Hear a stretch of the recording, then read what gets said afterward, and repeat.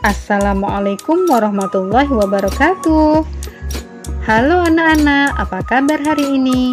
Semoga kita semuanya dalam keadaan sehat walafiat ya. Sebelum memulai video pembelajarannya, marilah kita awali dengan membaca lafaz basmalah dan doa tambah ilmu. Bismillahirrahmanirrahim. Rabbi zidni ilman warzuqni fahman. Amin. Anak-anak ibu yang solih dan solihah, kali ini kita telah memasuki pelajaran 6 dengan tema Ayo Belajar, dengan subtema Semangat Belajar Nabi Idris alaihi salam. Nabi Idris alaihi salam adalah keturunan ke-6 dari Nabi Adam alaihi salam yang lahir di Mesir. Beliau diberi nama Idris karena gemar membaca dan menulis. Nabi Idris alaihi salam adalah nabi yang sangat cerdas.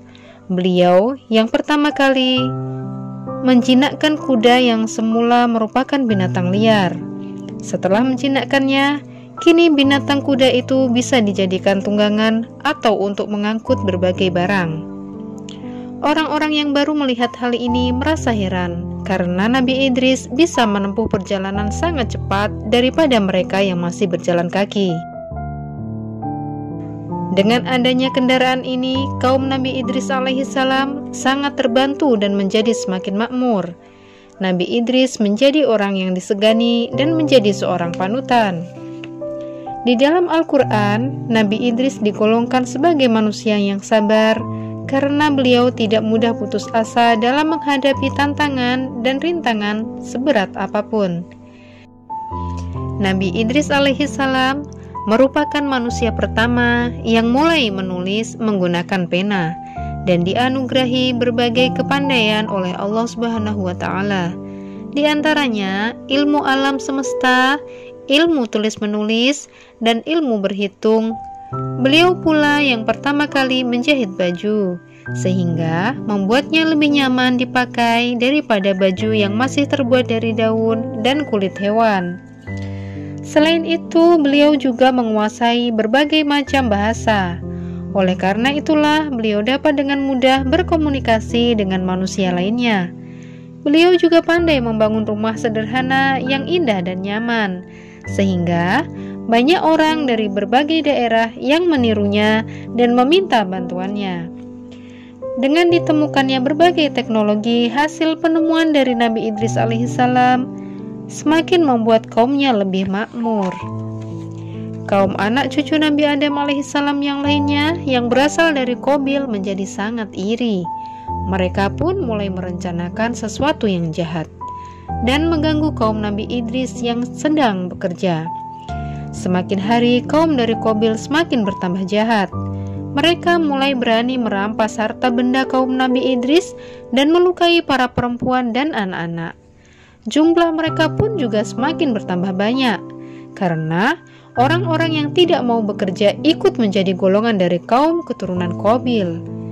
Karena kejahatan kaum keturunan Qabil semakin meresahkan, para penduduk pun mulai melaporkan berbagai kejadian itu kepada Nabi Idris alaihissalam. Nabi Idris selalu pergi menuju sebuah bukit dan memohon pertolongan kepada Allah Subhanahu wa taala. Pada usia 82 tahun, itulah Nabi Idris diangkat menjadi seorang rasul untuk memberikan peringatan untuk seluruh umat manusia. Maka Nabi Idris dengan segera melaksanakan tugasnya sebagai seorang rasul dan memberikan peringatan kepada kaum keturunan Qabil untuk kembali ke jalan yang benar. Nabi Idris berkata kepada mereka, "Hai saudaraku, berhentilah mengerjakan perbuatan jahat dan mungkar. Ikutilah jalan kebenaran seperti yang diajarkan Nabi Adam alaihissalam." Namun setelah diperingatkan oleh Nabi Idris, kaum keturunan Qabil menjadi sangat marah. Mereka malah menantang Nabi Idris untuk berperang. Maka Nabi Idris dan para pengikutnya mulai membuat berbagai peralatan perang dan membuat benteng pertahanan guna menahan serangan kaum keturunan Qabil. Akhirnya, peperangan pun terjadi. Selain menjadi seorang nabi dan rasul, Nabi Idris juga merupakan seorang panglima perang. Beliau berperang dengan sangat gagah dan berani, sehingga mendapatkan julukan Asadul Usud, yang artinya singa dari segala singa, karena tidak pernah berputus asa dalam menjalankan tugasnya untuk memerangi kejahatan.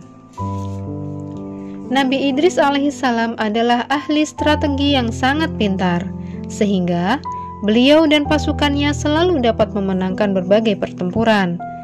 Namun, semakin hari kaum keturunan Qabil yang mungkar dan durhaka itu makin bertambah banyak jumlahnya, dan tidak berhenti menyerang para wanita dan anak-anak dari kaum Nabi Idris alaihissalam. Maka Allah Subhanahu wa Ta'ala memerintahkan Nabi Idris alaihissalam beserta kaumnya untuk berhijrah dan meninggalkan negerinya menuju tempat yang lebih aman. Nah, demikianlah kisah Nabi Idris alaihissalam yang tiada henti berperang dengan keturunan Qabil. Nama Nabi Idris diabadikan dalam Al-Quran dalam surat Maryam ayat 56 dan 57. Semoga kisah ini dapat mempertebal iman kita kepada Allah Subhanahu wa Ta'ala dan para nabi dan rasul Allah. Amin ya rabbal alamin.